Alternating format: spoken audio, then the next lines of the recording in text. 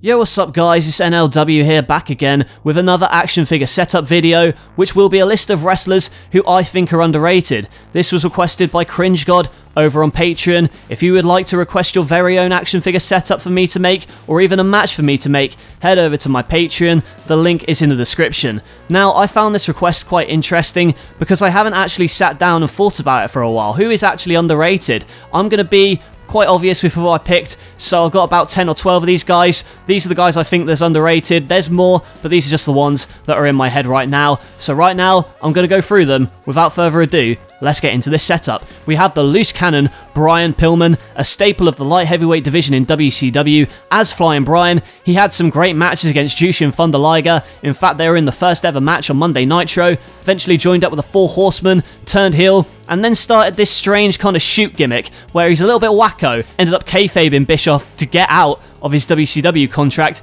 go to ECW, had some pretty cool promos there, then went to the WWF, unfortunately had a career-threatening injury and was severely limited with what he could do in the ring. Also, of course, the infamous Pillman Has a Gun segment with Stone Cold, and we were supposed to get that match at King of the Ring, but plans changed, and it's a real shame. He unfortunately passed tragically young, but from the short glimpses of what we saw, whether that be in the Cruiserweight division, the Hollywood Blondes, or as the loose cannon, he's certainly someone that shouldn't be forgotten based on his gimmick that has influenced so many wrestlers nowadays. Now we come on to Chad Gable, or he's recently known Shorty G, stupid name. Then they turned him heel, how he jobbed to Sheamus and then Corbin for, a guy who's been in the Olympics. He is fantastic in the ring. He was so charismatic in American Alpha. For some reason, they bothered to split that team apart. Obviously now Jason Jordan's retired, but it's such a shame, man. Chad Gable was putting on absolute bangers on 205 Live last year. Hopefully now he's back to his original name of Chad Gable. He can show more of what he's capable of in ring, and to be honest, you could even put him in a tag team again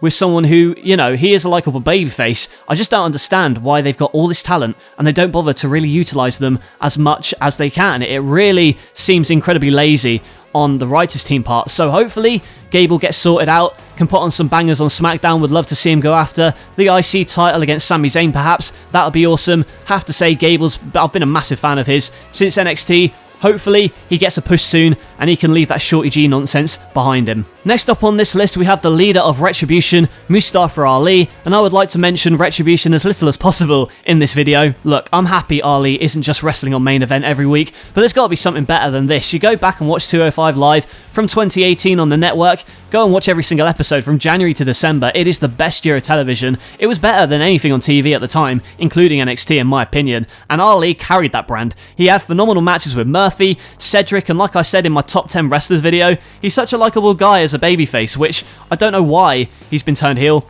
He's a fantastic role model and he's a very nice guy. I've met him. He was very kind, and it seems quite tone deaf to have him as the leader of this Retribution group, just in my opinion, but hopefully he comes out a bigger star than he went in. And speaking of 205 Live, next on this list is Murphy, and can I really call him underrated at the moment, being that he's in a storyline with Aaliyah Mysterio, and this Mysterio storyline, perhaps he won't be underrated anymore, but I'm talking from like an in-ring standpoint. He is so good. He also was one of the men who carried 205 Live, a great series of matches with Ali, had a fantastic series of matches with Cedric, and we kind of saw glimpses of it when he came to the main roster on SmackDown, facing Roman Reigns and Daniel Bryan, then had a good series of matches against Aleister Black, eventually joining Seth Rollins and the Messiah stable, being given something to do, which was great. Hopefully has a good match against Seth Rollins in the future when they continue this storyline. Should be remembered as one of the best Cruiserweight champions ever, and would like to see him maybe hold the Intercontinental title at some point. And if we're talking about former IC champions, let's talk about Christian. Probably when you think underrated wrestler, he's at the top of your mind. Despite the fact he's won numerous world titles, he is still underrated. You won't even be able to tell me his last match he had, because he just seemed to retire out of nowhere without any kind of announcement. And Edge and Christian, they were comedic geniuses in the Attitude Era.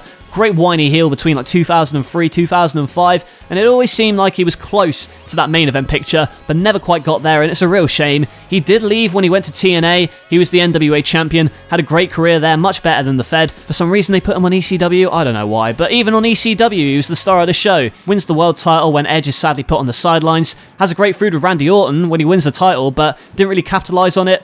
and he comes back as a face in 2012. Is in the mid-card scene, then 2013, not really doing a lot. I think he's injured quite a lot at the time, but hasn't really wrestled since because of concussions, so I feel like could have got more of a send-off personally, but I suppose that's the nature of WWE. Hopefully, he gets into the Hall of Fame soon and it's not just a running joke they do. Now we come on to another star from around 2010. I'm talking about Evan Bourne, aka Matt Sydal. It's a shame for him, because he seemed to be before his time in WWE. A couple years later, if he'd signed, then maybe he would have been the biggest star in NXT. In fact, guarantee he would have been a bigger star, but I'm completely sure he would have succeeded more had he came in later. He was unique to everything else going on in the company at the time. I still remember him on ECW, that match he had against Matt Hardy for the title. I loved it at the time, and then on the Indies, left in 2014, went around Ring of Honor, had some good matches, had some fantastic matches in PWG, went to Impact, killed it in the X Division, and now he's kind of a free agent for AEW kind of thing, but even then, he's not really done a lot. Unfortunately, slipping in his debut, that was a big oof. Despite that, I personally think I'd like to see him more on Dynamite, but if he stays in AEW longer, we shall see. It looks like he might be sticking with Ring of Honor for now, but he's certainly someone who was before his time in the WWE. Now someone who's probably not before his time in WWE, but he's still a great wrestler,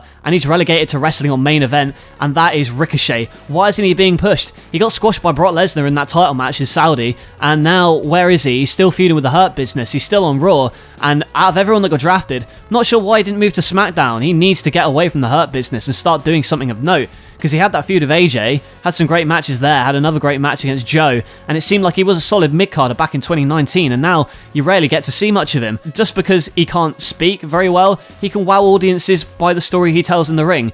So I'd like to see more of what we saw with him in NXT. Kind of saw it last year when he was US champion, but even so, criminally underrated guy.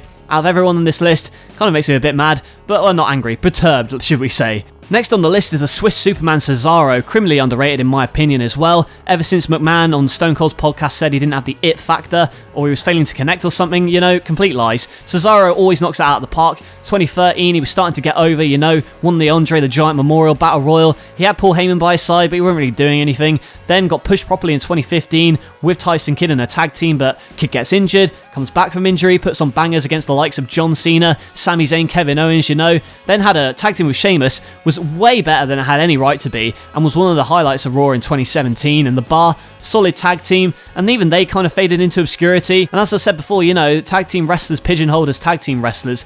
But I think Cesaro, he can go beyond that. He's got strength, he's powerful, he's quite funny as well, although he's not the strongest promo. There's very few people in WWE who I have as much joy watching wrestling as Cesaro. And finally, we come on to one member of the Lucha House Party that I think has been very much overlooked for a long time, and that's Gran Metalik. I would say out of everyone on this list, he's the most underrated, and I'll tell you why. Not many people, probably including myself, could tell you much about his career prior to WWE. He had a great series of matches in Japan. I think he had a match against Kenny Omega that was so unbelievable. There were some spots he did, like this cradle backdrop thing that I had to rewind it several times to see what he did. So innovative. And the Lucha House Party, it's great for what it is. I mean, I loved them on 205 Live, and even down there, he was underrated. He had one match against Buddy Murphy, which was fantastic, and then after that, didn't really do a lot. Had some killer matches alongside the LHP on 205 and a bunch of tornado tags. He was great in the Cruiserweight Classic, but like on the main roster, I haven't really seen a lot of him in a singles capacity. Like the likes of Buddy Murphy and Shelton Benjamin, I've got kind of the same complaint. Even Lucha House Party could be in the tag picture against the New Day now. Personally, though, would like to see what he can do in a singles role, because we saw his match against AJ on SmackDown a few months ago that was very good. I just wish that, on Raw and SmackDown more often, they do a few random fresh matches, I remember there was a match between Metalik and Ray on a random Raw. That was good. And then, I like more of these random matches. I'd like to see Chad Gable, for instance, or Cesaro, just have, throw them out there for 10-15 minutes and have them put on a cracking match. Kind of like what you see on Dynamite, but maybe that's not the style of WWE. But yeah, that's why Metalik's on this list. I feel like there's more from him that we're not seeing at the moment in the Fed. So that is it, guys, my top underrated wrestlers. Again, this is just my opinion. Let me know in the comments who you think's underrated in WWE or in wrestling history in general. Thank you once again to Cringe God for suggesting this over on Patreon. If you want to request your own figure setup, head over to my Patreon. The link is in the description. If you enjoyed this video, smash that like button and comment your most underrated wrestler. If you're not yet subscribed, hit that subscribe button as we're trying to edge closer to 30,000 subs, and make sure you turn on notifications so you never miss an upload. Sound off in the comments on your underrated wrestlers, and I will catch you guys later.